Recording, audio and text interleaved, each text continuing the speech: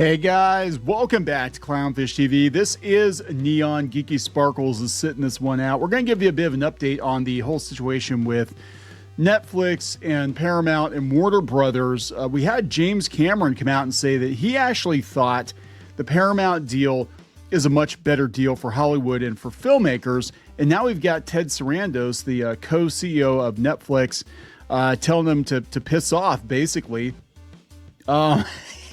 This is not a good look for the CEO of Netflix to come out against one of the most financially successful filmmakers, probably the most successful single filmmaker of all time.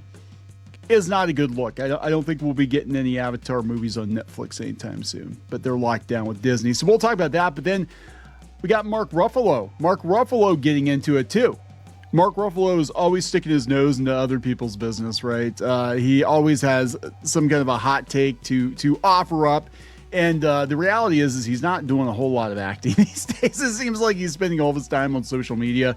In this case, it's Threads. But we'll take a look at what James Cameron said. We'll take a look at what Ted Sarandos said. And then we'll take a look at, Mark Ruffalo and see what he said. Before we get into it any further, please subscribe for more pop culture news, views, and rants, guys. Hey, you still got some time. We're going to leave this open for a few weeks yet.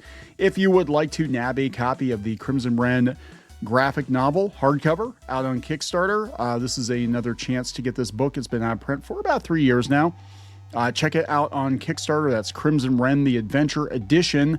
It is still open. We've got some other perks that were not available the first time we offered this book. So thank you very much for that. So I guess we have to walk it back. We'll talk about what James Cameron's saying. Now, for those of you who don't know what's going on, basically Netflix and Skydance Paramount, or Paramount Skydance, or whatever the hell they're calling themselves now. I guess it's Paramount Skydance. They're in a bidding war over Warner Brothers, and it's getting pretty nasty.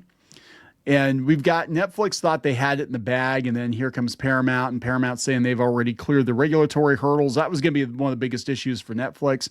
Of course, it got grilled by the feds a couple of weeks ago. You know, they were asking why all their cartoons are so gay. That was basically the gist of it. But Trump doesn't like CNN. What I think is actually going on is he does like the Ellisons who own Paramount Skydance.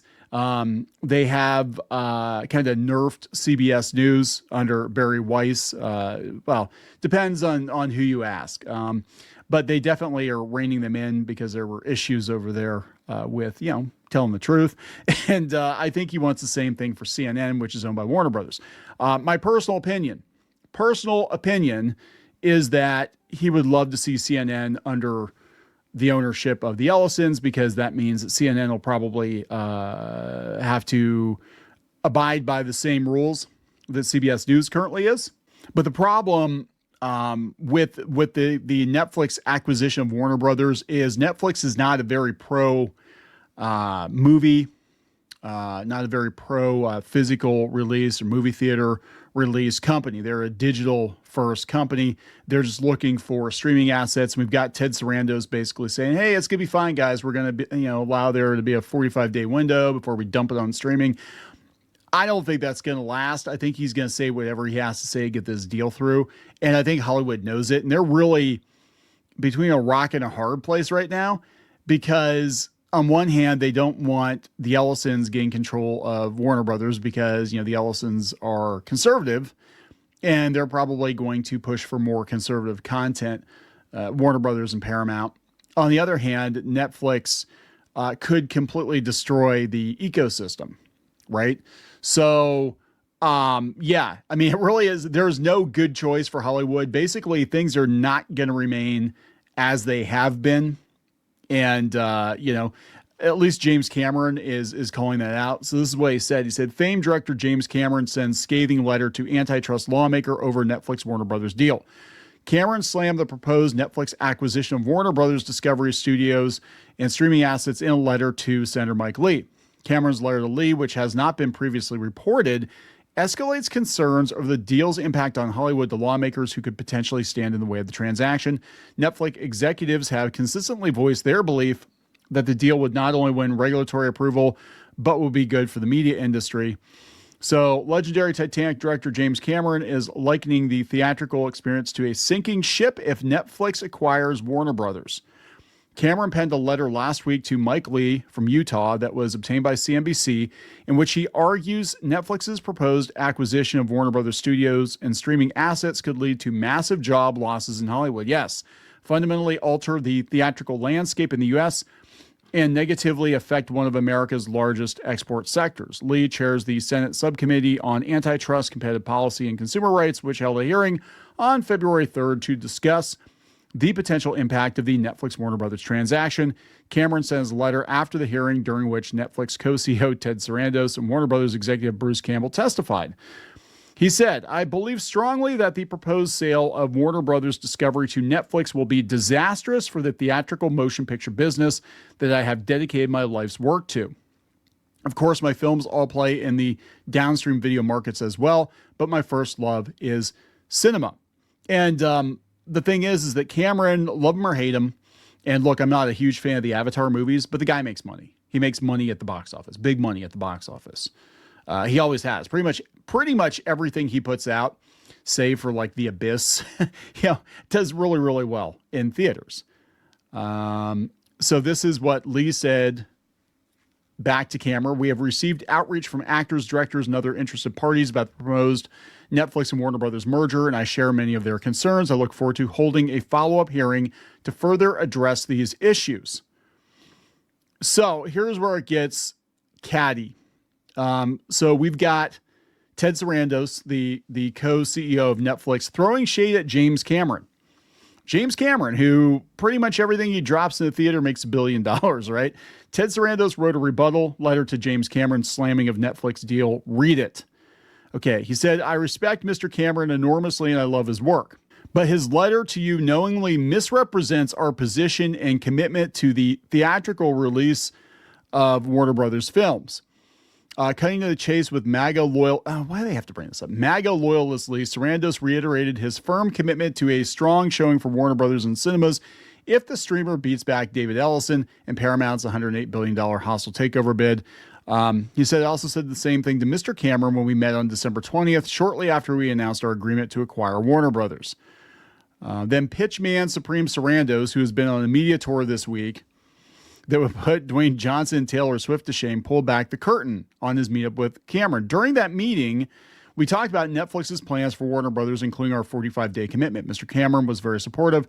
If anything, he was more excited to talk about the at-home movie viewing glasses he is developing with Meta than exclusive windows for theatrical movies." So Deadline is pointing out that Cameron's insisting Netflix is suggesting a 17-day exhibition window, and his next movie comes out from Paramount. So they're saying that Deadline saying that they think that there might be something else going on here. But yeah, it's interesting that he felt like he had to react to that. Let's see what the comments here say. "I fail to follow the logic of caring what a director has to say about businesses, not their area of work." Alt headline says, "Snake writes rebuttal letter of why he should be trusted to protect humans from eating forbidden fruit." Read it. Yeah, it looks like Deadline's definitely siding with Sarandos here. How many times does Netflix need to say the same thing over and over again? It's clear that opponents of the Netflix Warner Brothers deal just want to believe what they want to believe against all reason at this point. They're saying blame it on Paramount Skydance. This person says, "Let me be clear. Deadline posted an article titled How Breaching 45-Day Exclusive Window Will Devastate Movies and Why Netflix's Commitment to Theatrical is Misleading." Guest column, "Netflix is very much wants to kill theaters." Sure, just like Disney didn't pay all that money for Fox to shut down all those licensing deals and block revival house screenings for all those back catalog titles locked up in their library and shutting down Blue Sky. Yeah, no, that's actually true. Once the deal goes through, it doesn't matter what they say ahead of time, unless it's in writing. They don't have to do shit. I mean, it's theirs. They can do what they want to do. Yeah. So they're all kind of slamming James Cameron. Now we got Mark Ruffalo getting into it too. Variety has Mark Ruffalo fires back at James Cameron after Avatar director slammed Netflix Warner Brothers deal. Are you also against the monopolization that Paramount acquisition would create? Look, there is no good scenario for Hollywood as it is right now. It is not sustainable the way things are going. And Hollywood did this to themselves. They had years and years and years of misfires. They got greedy. They all wanted to start their own streaming services, and they all went into massive debt to try to compete with Netflix. Now they might all wind up getting owned by Netflix. Kind of weird how that happens, right? So this is what he said on Threads. He said, the next question to Mr. Cameron should be this. Are you also against the monopolization that Paramount acquisition would create, or is it just that of Netflix? I think the answer would be very interesting for the film community to hear, and one that should be asked immediately. Is Mike Lee against the Paramount sale as well? Is he as concerned about that as he is Netflix deal? We all want to know. Speaking on behalf of hundreds of thousands of filmmakers worldwide, did they ask you to, Mr. Ruffalo? Did they ask you to speak on their behalf? Warner Brothers, Paramount, and Netflix should all exist as separate entities. Not going to happen.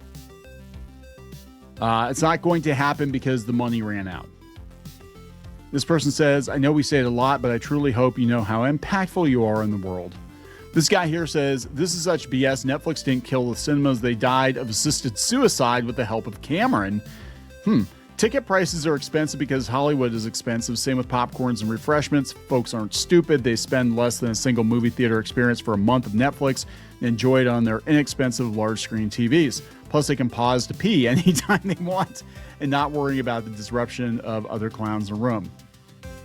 Yeah, not wrong. I mean, here's the thing, though. It's not an option for Warner Brothers to stay independent. So I'm going to be honest. I don't know which one's the better solution. I think for Hollywood to continue somewhat uninterrupted, it probably is Paramount, because they do care more about theatrical than Netflix does. But we'll see. What do you think? I'm going to wrap it up. Please subscribe. We'll talk later.